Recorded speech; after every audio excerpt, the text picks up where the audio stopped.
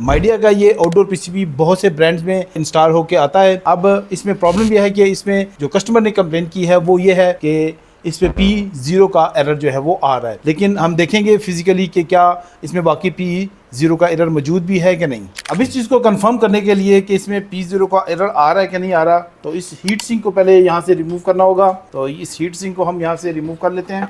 इन तमाम स्क्रूज़ को यहाँ से हम खोल लेंगे। अब प्रॉब्लम इसमें इस वजह से आई है कि कस्टमर ने जो है वो यूनिट को पाइप से पकड़ के खुद धोने की कोशिश की है, बल्कि धोया है उसको, और धोने के बाद जो है वो फिर इस पे P0 का एरर आना शुरू हो गया।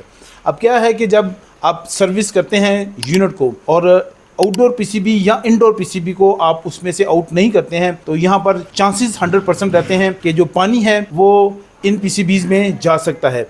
और अगर आप इनको फ़ौरन ही ऑन कर देते हैं तो इनमें ये पॉसिबिलिटी मौजूद होती है कि ये फ़ौरन ख़राब हो जाएं। तो इसमें भी ऐसी सिचुएशन पेश आई है। अब इसमें देखें कुछ प्लेस जो है वो यहाँ पर ब्लैक हुई हैं। अब इसमें ऐसा होता है कि अगर इसमें IPM ख़राब हो जाए तो फिर भी ये P0 का एरर देगा, और अगर किसी वजह से IGBT ये ख़राब हो जाए तो फिर भी प्रॉब्लम आ सकती है। अब इन चीज़ों को कंफर्म करने के लिए मल्टीमीटर का इस्तेमाल करेंगे और देखेंगे कि क्या वाकई ही ये ख़राब है कि नहीं। तो इसमें हम डायोड मोड का इस्तेमाल करेंगे। इसमें आप देख सकते हैं कि D601 लगा हुआ है और Q601 लगा हुआ है। तो इसमें जो है वो हमें रीडिंग जो है वो 0 में नज़र नहीं आनी चाहिए। अगर 0 में आ रही है तो फिर समझे कि ये ख़राब है, लेकिन यहाँ पर अब इस वक्त इसके वोल्टेज ड्रॉप जो है वो शो हो रहे हैं, इसका मतलब है ये ठीक है। इसी तरह से इसके साथ लगी हुई डायोड को भी हम चेक कर लेंगे। तो ये हमारा कैथोड होता है और ये एनोड है, तो चेक कर लेंगे। तो ये जो है वो 0.404 वोल्टेज ड्रॉप है। इस तरह से दूसरी साइड को भी चेक कर लेंगे। तो इसको सेंटर में ही रखेंगे पिन को और यहाँ पर लगाएंगे, तो ये ठीक है। इसमें अब जो सिचुएशन है IGBT की वो बिल्कुल ओके लग रही है, लेकिन आगे IPM जो है वो हमें प्रॉब्लम दे सकता है। अब देखें यहाँ पर ये काफ़ी ज़्यादा ब्लैक हुआ है, तो ये IPM जो है इसमें शॉर्ट सर्किट हो सकता है, पॉसिबिलिटी मौजूद है। तो इसके लिए हम इसको टेस्ट कर लेंगे।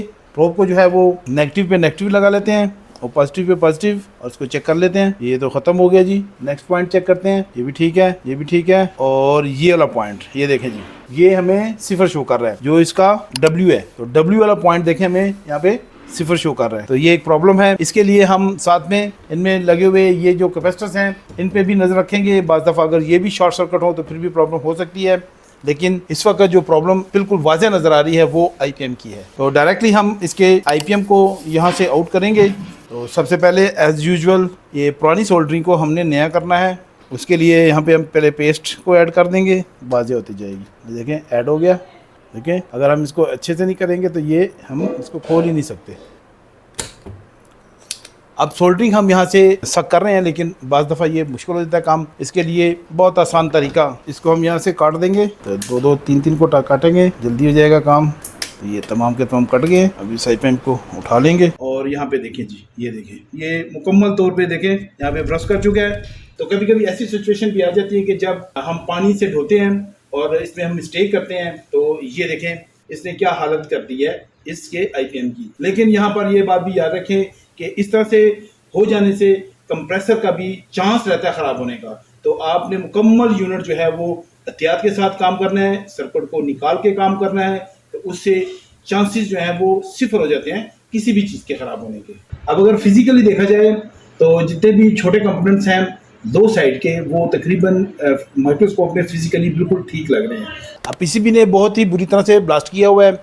इसके लिए अब जो टेस्टिंग करेंगे वो करेंगे इसके कैपेसिटर्स की। तो ये देखिए कंटिन्यूटी मोड में मैंने कर दिया है। अब यहाँ पे दोनों कैपेसिटर्स पे हम लगाएंगे इसको। तो यहाँ पर हमें किसी किस्म की कोई कंटिन्यूटी और या फिर किसी किस्म की आवाज़ नहीं आनी चाहिए। अब क्या करते हैं, इन प्रोब्स को चेंज करते हैं तो हमें हल्की सी आवाज़ आएगी,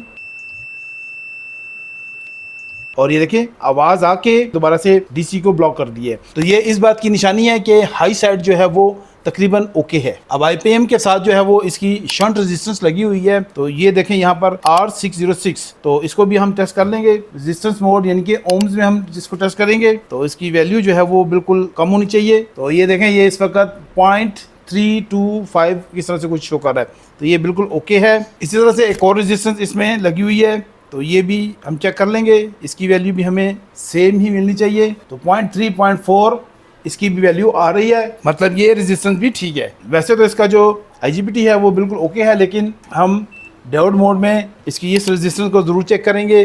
तो देखें ये रेजिस्टेंस है वो DZ601, तो इसको हम चेक करेंगे।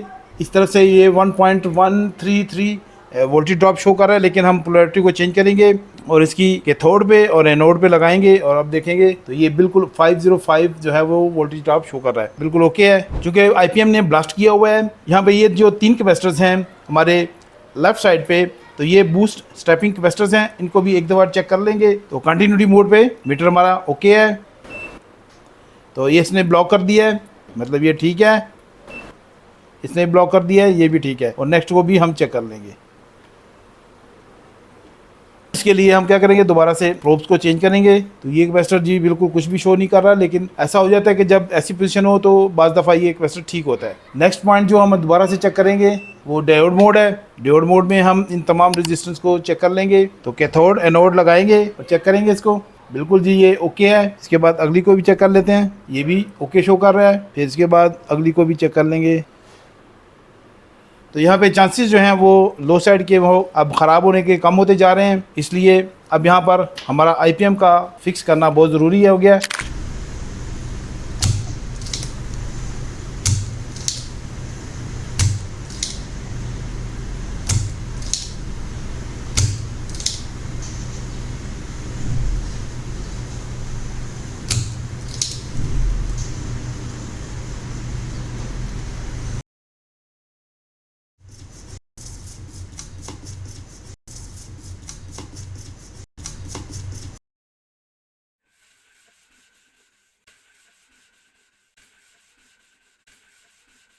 अब इसमें हम नए IPM को इंस्टॉल करते हैं। तो ये उसका ओरिजिनल नंबर है PSS30S9F26AG। अगर देखा जाए तो ये जो इसका PCB होता है, इसके ऊपर इसका नंबर जो है वो मेंशन होता है। तो यहाँ पे आप देख सकते हैं कि ओरिजिनली ये वाला नंबर इसमें इंस्टॉल किया जा सकता है। और ये रहा इसका ओरिजिनल जो हमने निकाला है। तो ये देखें, इसका तो नंबर ही यहाँ पे बिल्कुल ख़त्म हो चुका है, जबकि इसका मैंने आपको ओरिजिनली ये नंबर दिखा दिया है कि ये वाला लग सकता है इसमें। अब IPM को हम इसमें प्रॉपरली जो है वो इंस्टॉल करेंगे। तरीक़ेकार होता है कि एक एक पिन को जो है वो यहाँ पे सेट करना पड़ता है।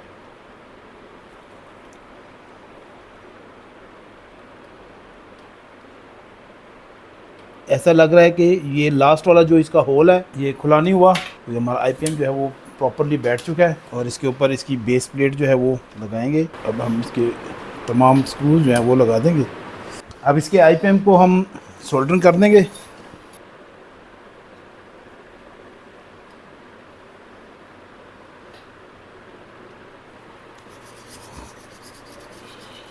अब IPM को चेंज करने के बाद टेस्टिंग जो करना बहुत ज़रूरी होता है। तो हम क्या करेंगे कि नेगेटिव पे नेगेटिव लगाएंगे, तो पॉजिटिव पे पॉजिटिव प्रोब को लगाया। तो ये हम चेक करेंगे इसको डायोड मोड में, और ये वैल्यू बढ़ी और ये 2 तक जाके तो ये वोल्टेज ड्रॉप पे ये बंद हो गई है। सब पे मैं एक दफ़ा चेक कर लूँगा, किसी पे भी कोई वैल्यू जो है वो सिफर में नहीं आनी चाहिए। अब दोबारा से मैं पोलैरिटी को चेंज कर लेता हूँ। तो अब देखते हैं जी 0.489 ओके है, अगला पॉइंट भी ओके है, उससे अगला पॉइंट भी ओके है, और W हमारा पॉइंट जो था ये फॉल्टी था, अब ये भी ओके हो चुका है। तो मतलब ये कि IPM की हाई साइड जो है वो बिल्कुल ओके है, उसमें कोई प्रॉब्लम नहीं है। अब हम इसको इलेक्ट्रिक देके तो एक दफ़ा चेकिंग पे जा सकते हैं। अब इस PCB को हम डायरेक्ट इलेक्ट्रिक देंगे और देखेंगे कि ये सही काम कर रहा है कि नहीं। तो इसके लिए मैं इसको इलेक्ट्रिक दे देता हूँ, और ये मैंने इलेक्ट्रिक दी है LED 101।